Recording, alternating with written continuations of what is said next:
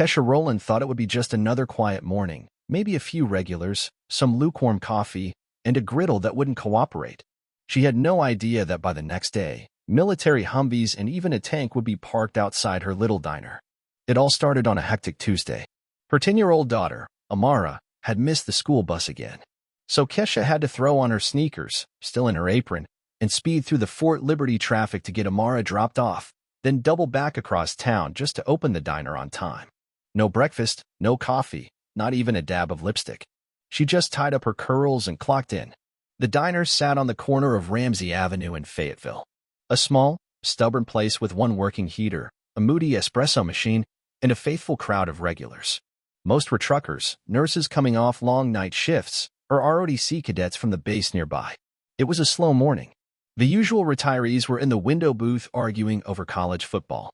A student tapped away at a laptop in the corner. Nobody noticed the man when he came in. He wore a weathered green jacket, the kind with faded patches on the shoulders, and boots that had clearly seen better days. His posture was square, but his movements carried the weight of years, like every joint had made a quiet pact with gravity. Kesha was wiping down the counter when she looked up. "Morning," she said by habit. The man gave a polite nod and settled at the far end of the counter, away from the others. When she brought over a menu, he gently waved it off. "Just coffee. Black. And 2 eggs, if you've got him." His voice was quiet, eyes locked on the sugar dispenser as if it held more meaning than anything else in the room. Kesha smiled. "We've got eggs. I'll throw in some toast, no charge, if you let me pick the jam." That got a small chuckle out of him. She took it as a win. She made the order herself, 2 eggs over medium, wheat toast, a little orange wedge on the side, just like her grandmother used to do. "Even if no one's looking, make it look like it matters," her grandma used to say. 15 minutes later, the man finished his food, quietly set his fork down, and folded his napkin with care. Kesha noticed him reach into his jacket pocket, then check another. His hand froze. She stepped in before the awkwardness could settle. "It's on me," she said breezily, pretending to write something in her notepad. "We're doing a breakfast deal, vets eat free on Tuesdays." He looked up slowly. His eyes were gray and still, like they'd witnessed more than they ever said. "I didn't see a sign." "There isn't one," she said lightly. "Just how I like to run things." A beat passed. Just a second, but it felt long.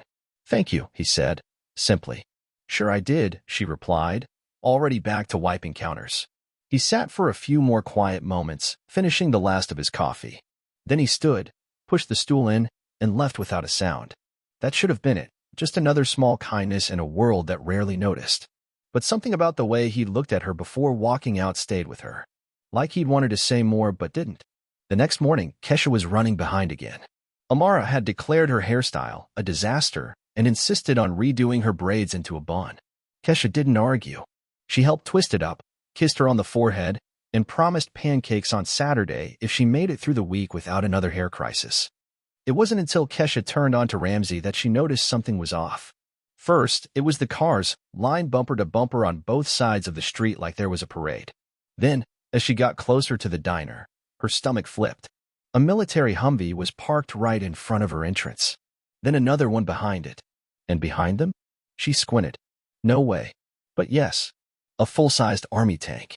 Parked. Engine off. Its turret pointed slightly to the left like it was waiting for orders. Kesha stopped cold, keys in hand, heart thumping. Crowds were already gathering on the sidewalks, murmuring, pointing, trying to figure out why there was a war machine parked outside a pancake joint. And Kesha? She hadn't even had her coffee yet. Locals from the nearby gas station had wandered over. A few teenagers stood with their phones out, recording. And in front of the diner? A solid line of uniformed soldiers, all standing at attention, facing the entrance like something sacred waited behind that glass. "What on earth?" Kesha muttered, breath catching in her throat. Her phone buzzed in her apron pocket. A text from Jasmine, her coworker. "Where are you? Are you seeing this?" Kesha didn't answer. She was too busy trying to process the surreal scene playing out in front of her. A tall officer, clean-shaven with a silver insignia on his collar, spotted her and made his way over. "Ma'am," he asked, "are you Kesha Rowland?" Her throat went dry. "Yes, that's me." He gave a firm nod, then turned sharply back toward the soldiers. Without a word, he raised his hand. In perfect sync, the soldiers shifted one step to the right, forming a clean aisle from the curb to the front door of the diner. And then, from behind them, one man stepped forward. Same jacket, same boots. But now, medals were pinned to his chest, not proudly, but heavily, like the weight of choices that could never be undone. In the sunlight, his features looked older, more human, more real. Kesha squinted, whispering to herself, "That's him. That's the man." He approached with calm, measured steps, like he was walking through a lifetime of memory. "Ms. Rowland," he said with quiet strength. "Good morning."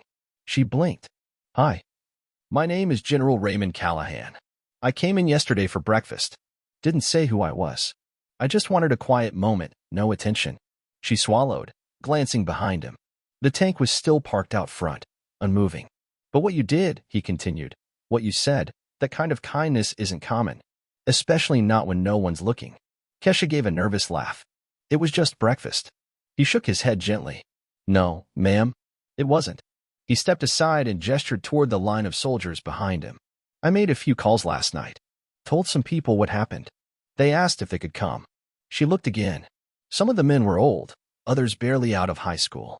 All ranks, all backgrounds, faces lined with stories. "This isn't a protest. And it's not some PR stunt," he said softly.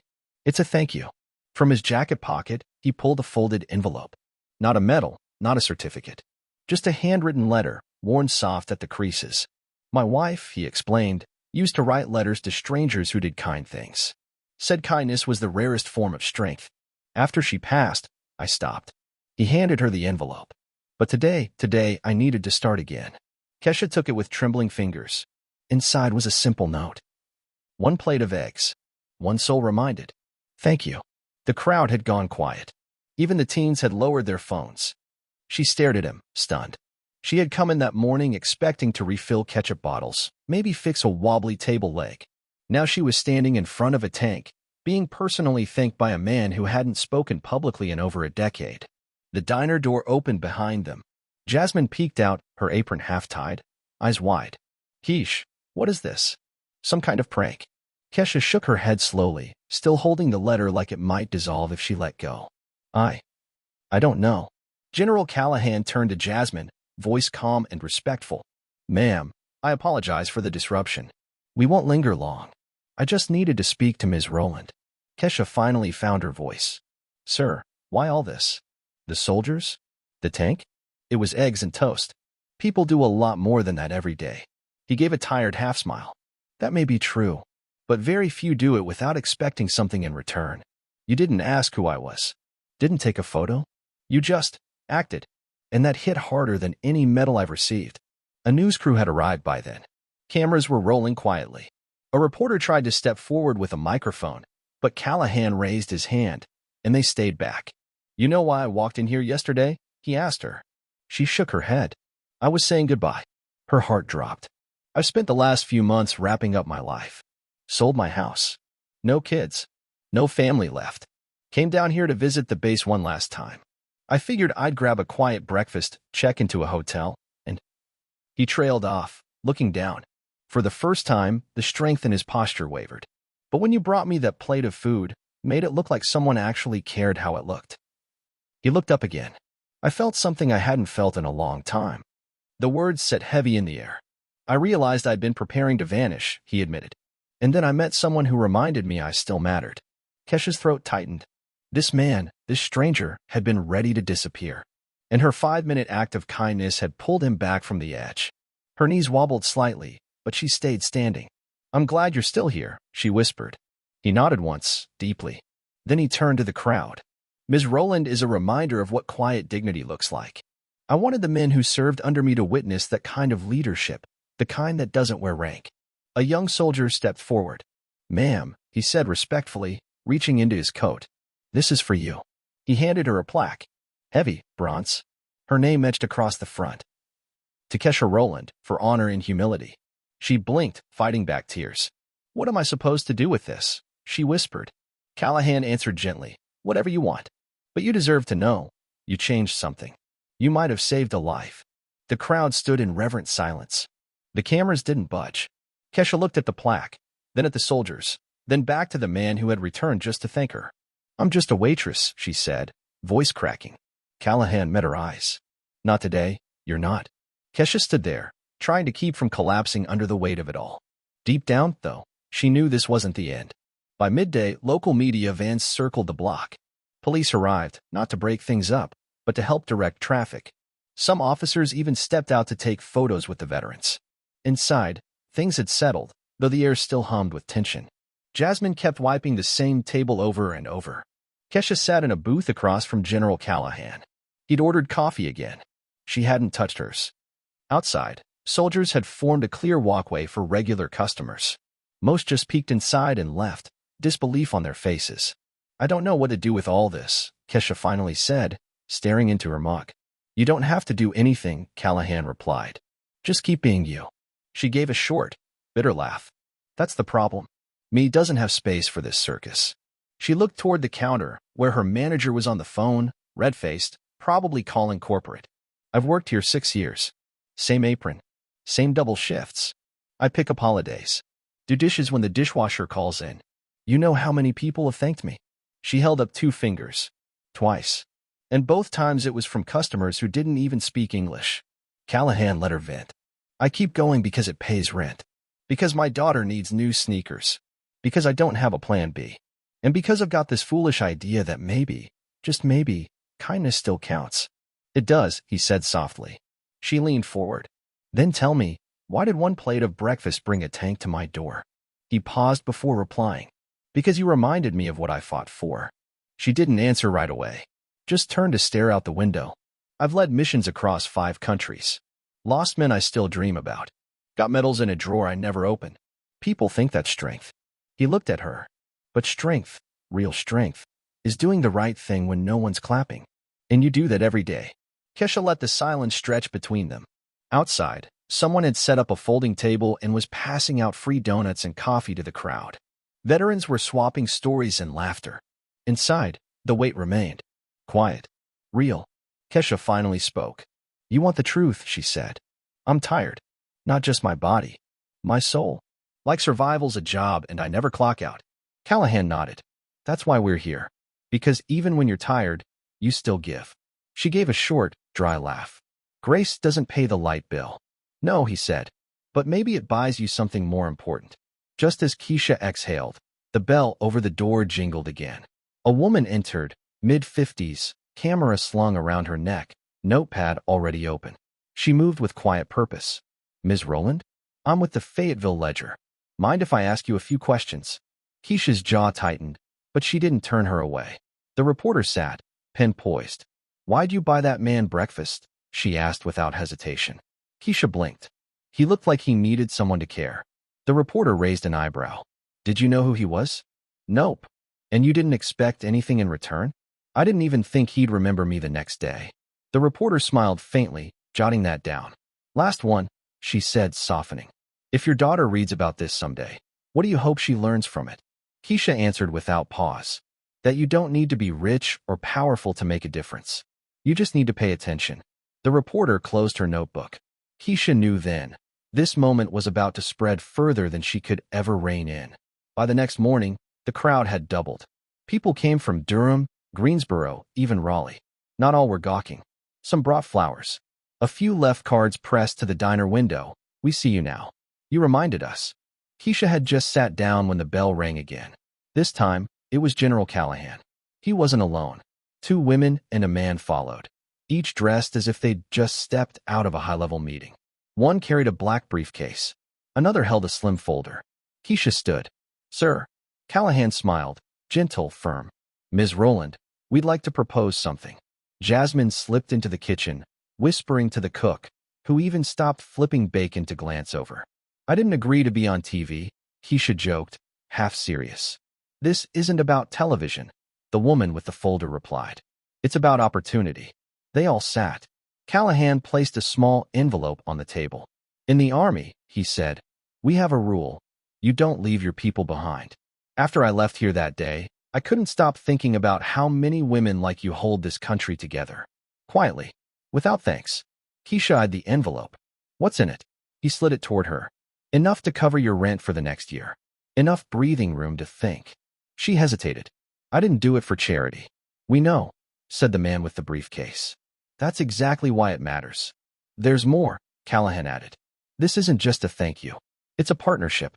One of my colleagues runs a program for veterans, housing, job training, mental health resources. He's looking to team up with a local business. A hub. Keisha raised an eyebrow. We'd like to invest in your diner. She blinked. Come again. You've already made it a place where people feel seen, said the woman with the folder. Imagine what it could be with backing, a community kitchen, training space, safe haven. You'd be in charge. Keisha gave a short, skeptical laugh. I'm a waitress, not a business owner. Callahan leaned in. You're more than that. And you'd have support, training, a team. This isn't a handout. It's a step forward. She leaned back, arms crossed. Why me? Because you did the hard part, he said. You gave a damn before anyone asked you to. You built something. We're just asking to build alongside you. Keisha stared at the envelope.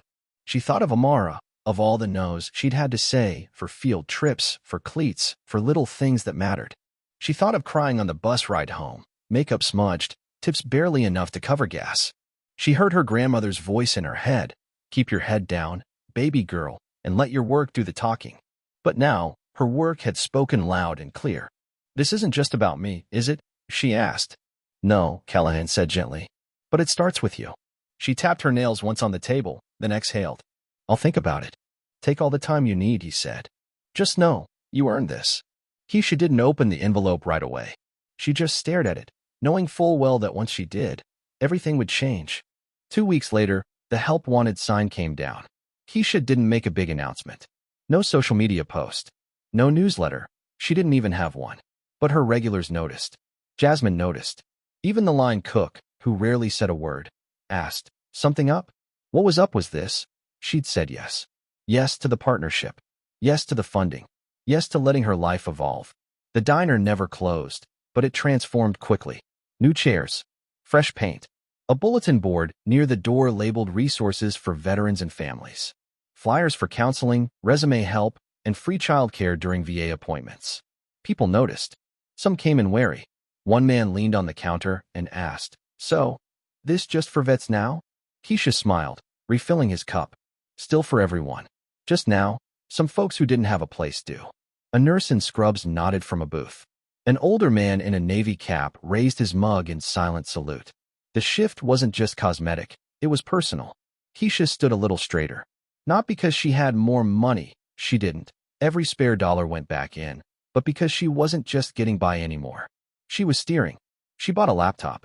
Took night classes while Amara did her homework at the same kitchen table. You a boss now? Amara asked one night, legs swinging under the chair. Keisha grinned. Guess I always was. Not everyone celebrated. A man who used to visit every Sunday left a bitter online review, accusing her of getting too political. A couple stormed out after seeing the veterans' photo wall.